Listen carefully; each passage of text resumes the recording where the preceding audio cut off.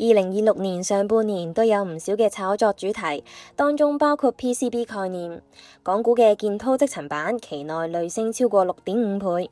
但係踏入下半年，佢嘅股價由高位回落超過45%，係咪跌落神壇，定係只係短線嘅調整？今集就同大家分析一下。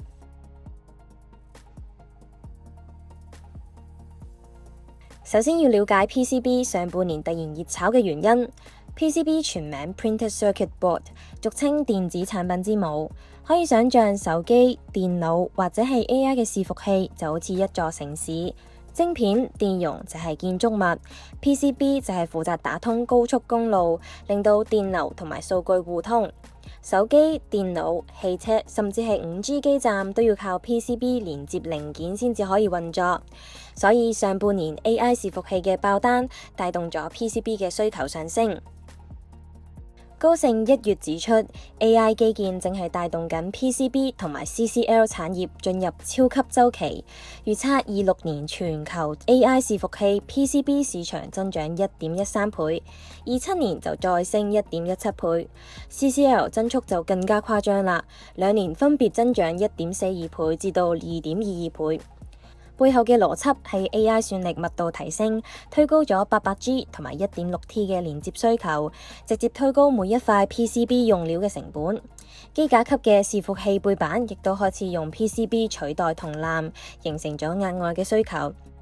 作為全球覆銅面板產能最大、連續20年市佔率第一嘅建滔積層板，收入80%嚟自覆銅面板，當然係最受惠啦。公司截至7月6號，26年至今已經第6次加價。公司話係因為市場需求持續攀升嘅影響，上游玻璃布、銅箔等嘅核心原材料供應緊張，價格大幅上升。由7月6號開始 ，FR4 覆銅板嘅價格上調到15%。值得留意嘅係，今次加價距離上一次只係相隔咗20日咋。連番嘅加價推動建滔積層板嘅股價喺26年嘅上半年節節上升，由2025年底嘅13個1毫9升到26年半年結嘅99個1毫半，累升超過6.5倍，跑贏咗好多港股甚至係外圍股市嘅股份。而佢嘅母公司建滔集團亦都母憑子貴，同期累升超過3倍。不過踏入7月，建滔係急跌，直至7月14號嘅收市，建滔積層板同埋建滔集團都分別由佢嘅歷史高位累跌45%同57%。市場分析認為同公司嘅基本因素無關，例如大行花旗認為近期嘅股價回調，或者係因為 NVIDIA Kyber 嘅延遲，資金由高估值嘅 AI 硬件板塊輪動到非科技板塊。加上 Meta 早前出售過剩嘅算力，而且遭到大股東張國榮家族持有嘅 Hogan 減持建滔集團，但係該行就將今次嘅回調視為買入機會，認為即將出現嘅催化劑，包括上半年嘅業績預告同埋績後市場嘅預期升級，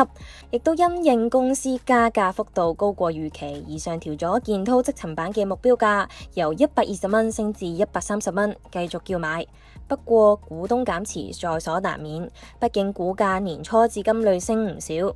建滔集團6月17號宣布以每股76蚊配售1.55億股嘅建滔積層板，套現大約117.8億元，持股量亦都由大約66.62% 降至61.7%。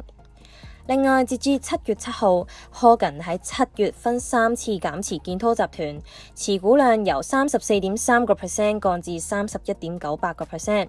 未來可能要繼續留意大股東嘅手影同埋市場對 AI 行業嘅睇法。若然 AI 繼續熱炒，相信資金或者有望重臨建滔系。你對建滔系嘅睇法如何？而家買定唔買好？歡迎留言分享你嘅睇法，記得訂閱 AA Stock YouTube Channel 同埋下載 AA Cat， 同咁多位投資大人傾投資。